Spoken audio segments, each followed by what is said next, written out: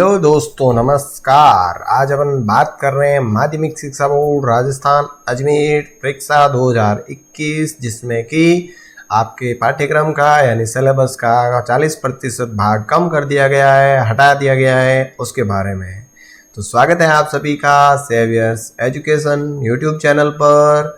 और मेरा रिक्वेस्ट है आपसे, अभी तक अगर चैनल को सब्सक्राइब नहीं किया है तो सब्सक्राइब कर दीजिएगा, बेल आइकन दबा दीजिएगा ताकि जो भी नोटिफिकेशन मिले वो आप जल्दी से देख सकें। अब आप अपन आज का टॉपिक शुरू करते हैं, जिसका कि टाइटल आपको नज़र आ रहा है कि परीक्षा 2021 के लिए हटाया गया भाग।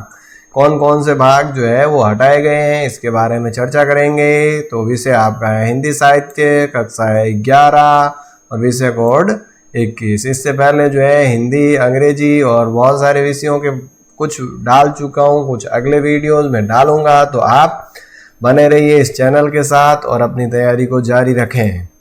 तो देखिए, अपन बात करते हैं सबसे पहले कौन कौन से पार्ट्स को हटाया गया है। तो देखो, ऊपर अभिव्यक्ति और माध्यम दे रखा है। फिर देखो अध्याय संख्या 2, जिसका कि शीर्षक है पत्रकारिता के विविध आयाम, ये हटा दिया गया है। अध्याय संख्या 9 डायरी लिखने की कला, ये भी हटा दिया गया है। और अध्याय संख्या 10 पटकथा, ये भी हटा दिया गया है। इसके बाद बात करते हैं पाठ्य पुस्तक अंतरा भाग 1 की, जिसमें कि गद्य खंड के अंदर 7वां पाठ है, एक नए जन्म की कुंडली, गजानन माधव मुक्तिबोध के द्वारा लिखा गया, इसको हटा दिया गया है। 8वां पाठ है उसकी माँ, पांडे बेचन शर्मा उग्र के द्वारा, ये भी हटा दिया गया है। और 9वां पाठ है भारतवर्ष की उन्नति कैसे हो सकती है, भारतेंदु हरिश्चंद्र, ये भी हटा दिया गया है। अब बात करते हैं काव्य खंड की। तो 12वां देखो हंसी की चोट, सपना दरबार देव का जो है ये हटा दिया गया है। इसके बाद 14वां संध्या के बाद सुमित्रानंद पंत का, ये भी हटा दिया गया है। इसके बाद 16वां नींद उचट जाती है नरेंद्र शर्मा का, ये भी हटा दिया गया है। 18वां हस्तक्षेप श्रीकांत वर्मा का, ये भी हटा दिया गया है। और 19वां घर में वापसी धूमिल के द्वारा, ये भी हटा दिया गया है। यानी ये चीजें आपको नहीं पढ़नी है। इसके बाद पाठ्य पुस्तक अंतराल भाग 1, इसका ये तो अंतरा भाग 1 थी, अंतराल भाग 1 हटाए गए पाठ। देखो पहला पाठ है हुसैन की कहानी अपनी जुबानी, मकबूल फिदा हुसैन की जो स्टोरी पहला पार्ट है, ये हटा दिया गया है, नहीं पढ़ना है, ठीक है। इसके बाद देखो संशोधित पाठ्यक्रम जारी कर दिया गया है। हिंदी साहित्य ऐच्छिक विषय है, जैसा कि आप जानते हैं। कक्षा 11 की बात करेंगे तो इसका प्रश्न पत्र 3 घंटे 15 मिनट का रहेगा, जिसके पूर्णांक 100 नंबर होंगे।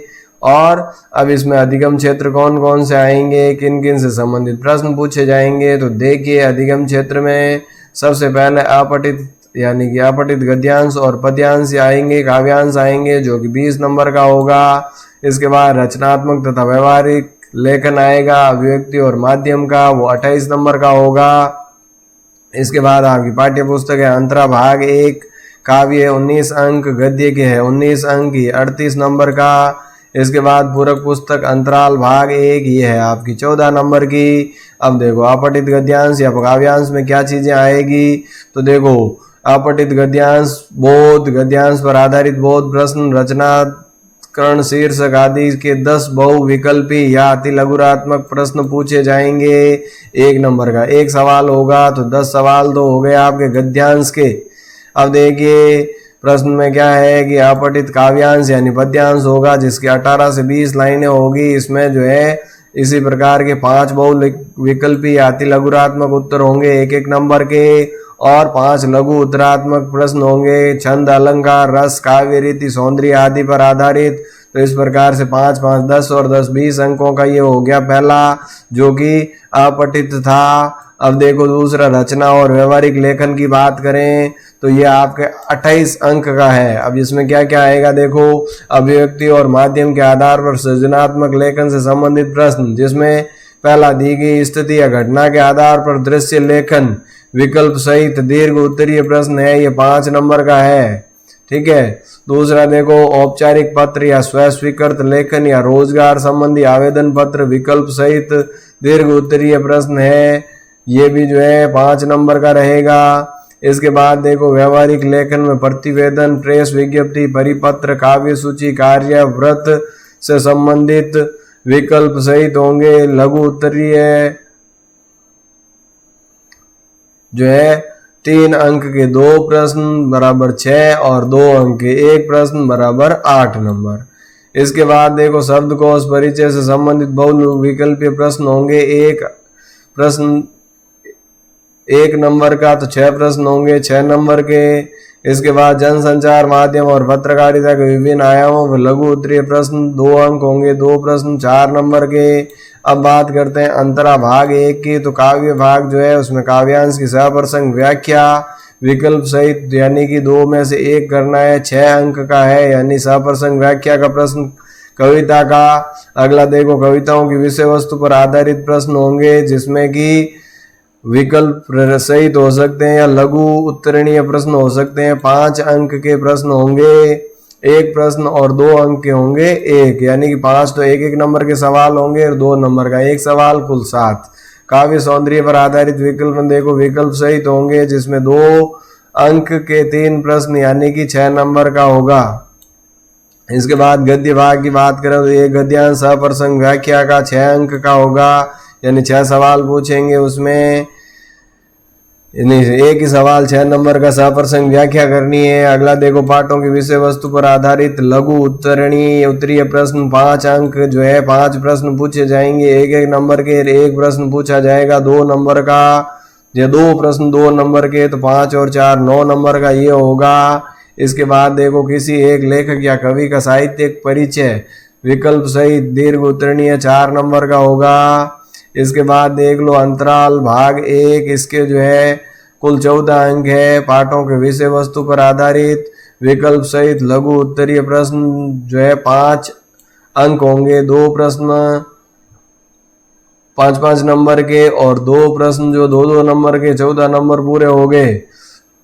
अब देखो पुस्तकें आपकी कौन कौन सी निर्धारित की गई है। तो देखो पहली पुस्तक जो है उसमें लिखा हुआ है देखो अंतरा भाग 1 दिखाई दे रहा है, यह एनसीईआरटी की पुस्तक है। इसके बाद अंतराल भाग 1 एनसीईआरटी की पुस्तक है। अभिव्यक्तियों माध्यम ये भी एनसीईआरटी की पुस्तक है। अब देखो इसमें क्या क्या चीजें आएगी। तो अपठित गद्यांश या काव्यांश में से जो है अपठित गद्यांश बहुत काव्यांश पर आधारित प्रश्न और काव्यांश पर ये 20 नंबर का। इसके बाद जो बचेगा अभिव्यक्ति और माध्यम में उसमें ये जो प्रश्न है कि भाई पहला जनसंचार माध्यम, 14वां कार्यालय लेखन और प्रक्रिया, 15वां स्वयं स्वीकृत लेखन और रोजगार संबंधी आवेदन पत्र और 16वां शब्दकोश संदर्भ ग्रंथों के उपयोग विधि और परिचय। ये जो है 28 नंबर का प्रश्न पूछे जाएंगे। भाग 3 अंतरा भाग 1 जो किताब है उसमें से प्रश्न आपको पूछे जाएंगे जो कि इस प्रकार है। गद्य में से जो है वो ईदगाह है आपका मुंशी प्रेमचंद जी का। इसके अलावा आपके सिलेबस में जो है दोपहर का भोजन है अमरकांत के द्वारा।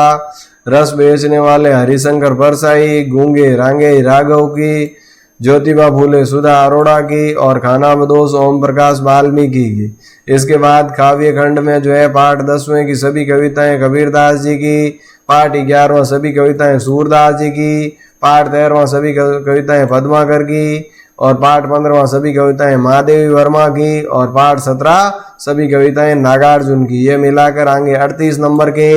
इसके बाद पाठ्य पुस्तक अंतराल भाग 1 जिसमें शीर्षक जो इस पत्र में रखा गया है वो है अंडे के छिलके, मोहन राकेश के द्वारा लिखा हुआ, और दूसरा है दिशा हारा विष्णु प्रभाकर के द्वारा जो कि 14 नंबर का रहेगा। तो इस प्रकार से आपका सिलेबस है। आपको अपनी तैयारी निरंतर जारी रखनी है। निश्चित रूप से परीक्षाएं होगी, बिना परीक्षा के आप अगली क्लास में नहीं जा पाओगे। तो अपनी तैयारी को जारी रखें और सफलता की इस सीढ़ी पर निरंतर आगे बढ़ते रहें। इन्हीं शुभकामनाओं के साथ आज के इस सेशन को यहीं विराम देते हैं। मिलते हैं कल किसी अगले विषय के साथ। तब तक के लिए धन्यवाद। जय हिंद, जय भारत।